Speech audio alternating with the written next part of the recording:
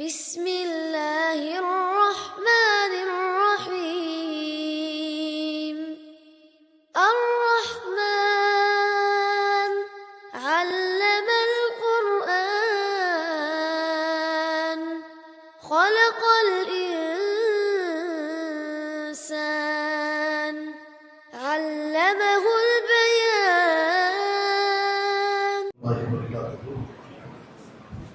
அல்ஹம்துலில்லாஹி ரப்பில் ஆலமீன் வஸ்ஸலாத்து வஸ்ஸலாமு அலா நபி சய்யிதினா முஹம்மது ஸல்லல்லாஹு அலைஹி வஸல்லம் வஸ்ஸலாத்து அலைக யா ரசூலல்லாஹ் வஸ்ஸலாத்து அலைக யா ஹபீபல்லாஹ் ஸல்லல்லாஹு அலைஹி வஸல்லம். இந்த கோவிட் வந்ததுக்கு அப்புறம் நம்ம பள்ளியில் நிறைய மாற்றங்கள் இருக்கு, நாமளே பார்க்கிறோம். உமர் ரலியல்லாஹு தஆலா தொழுகையை நடத்தி கொண்டிருக்கிறார். அவரை கொல்வதற்காக ஒருவன் வருகின்றான். அவன் முதல் சஃப்ல நின்றுறான்.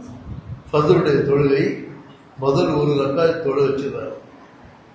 அவன் என்ன பண்றான், அந்த விஷம் தெரிந்த அந்த அம்பை உமர் ரலியல்லாஹு தஆலா பின்பக்கமாக தாக்கலாம்.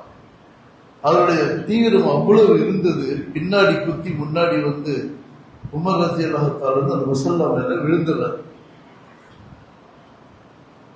அவருக்கு பின்னாடி நின்று தொழுதிருக்கின்ற அப்துல் ரஹ்மான் ஹதரத் அவர்கள் அந்த 2வது ரக்காயத்தை கம்ப்ளீட் பண்ணார். இதுல என்ன அப்சர்வேஷன் அப்படின்னா, உமர் ரலியல்லாஹு தஆலா குத்தனது இருக்கான் இல்லையா, அவன் ஓடணும் தானே நினைப்பான். அவனால ஓடவே முடியல. ஏன் தெரியுமா, அந்த சஃப் இருக்கின்றது வரிசை ஒரு செவரு மாதிரி இருந்துச்சு. அப்படின்னா என்ன அர்த்தம், தோளுக்கு தோல் முட்டி கொண்டு நிற்பதுதான். அதுக்காக தான் எப்பவுமே சொல்லுவாங்க ஹதரத்மார்கள், சஃப்புகளை நேராக்கி கொள்ளுங்கள், தோளோடு தோல் சேர்ந்து நில்லுங்கள் சொல்லுவாங்க. இந்த காலத்துல நமக்கெல்லாம் சொல்லுவாங்க, கொஞ்சம் கேப் விட்டா ஷைத்தான் நின்றுடுவான், அதுக்காக தோளோடு தோல் சேர்ந்து நிற்பாங்க. ஆனா இப்போ யோசிச்சு பாருங்க, இப்ப இருக்கக்கூடிய சஃப்ல அந்த நெருக்கம் இருக்கா பாருங்க. இல்ல. ஏன் கோவிட் நம்மை பிரிச்சது, வயசானவர்களை வடிகட்டியது கோவிட். இருந்த போதிலும் சஃப்ல நிற்கும் பொழுது ரொம்ப காத்தோட்டமா நிக்கிறோம். ஆனா அது மாறும்.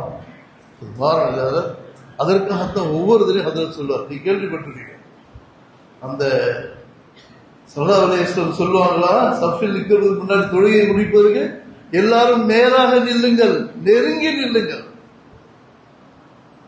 ஏன், அதான் சஃப். அதனாலதான் அவனால குத்திட்டு அந்த இடத்தை விட்டு அவனால போகவே முடியல. அந்த அளவிற்கு சஃப்ல நம்ம நெருக்கமாக நிக்கணும். ஏன், இஸ்லாத்துடைய பிளஸ் பாயிண்டே சகோதரத்துவம் தானே. யாராக இருந்தாலும் சரி, அமீராக இருந்தாலும் சரி, ஆண்டியாக இருந்தாலும் சரி, தொழுகையோடு நிற்கும் பொழுது தோளுடன் தோல் சேர்ந்து நிற்கணும். இன்ஷா அல்லாஹ் அதை நாம் செய்யணும். அதே மாதிரி தொழுகைக்கு சீக்கிரமா வர்றவங்க பின்னாடியே தொழுவதற்கு முயற்சி பண்ணக்கூடாது. பின்னாடி வர்றவங்களுக்கு இடமே இல்லாம போயிடும். ஏன், முன் வரிசைக்கு நீங்கள் முந்துங்கள். அது எந்த தொழுகையாக இருந்தாலும் சரி, முதல் வரிசைக்கு நீங்க எல்லாரும் முந்தணும் சொல்லுகின்றது. அதனால ஏற்படக்கூடிய பெனிஃபிட்டை மட்டும் நீங்கள் தெரிந்து கொண்டால், சீட்டு குலுக்கி போட்டுதான் யார் வரிசை நிற்கணும்னு சொல்ற அளவிற்கு அவ்வளவு நன்மைகள் உண்டு.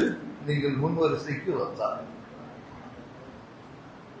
நீங்களும் பார்த்திருப்பீங்க, ஜனாதா நமாஸ்ல ஹதரத் சொல்லிக்கிட்டே இருப்பார் பாருங்க இல்லையா, அந்த பாய்க்கு கீழே நேரா நில்லுங்க அப்படின்னு சொல்லிட்டு. ஏன்னா சஃப் நேராகவும் இருக்கணும், நெருக்கமாக இருக்கணும். இன்ஷா அல்லாஹ் இதெல்லாம் நம்ம கடைபிடிக்கணும். இந்த ஒரு சின்ன விஷயத்தை சொல்றதுக்காக, வாய்ப்படுத்துவதற்காக நன்றி தெரிவித்து ஆஹிர் அல்ஹம்துலில்லாஹி ரப்பில் ஆலமீன். صدق الله العظيم.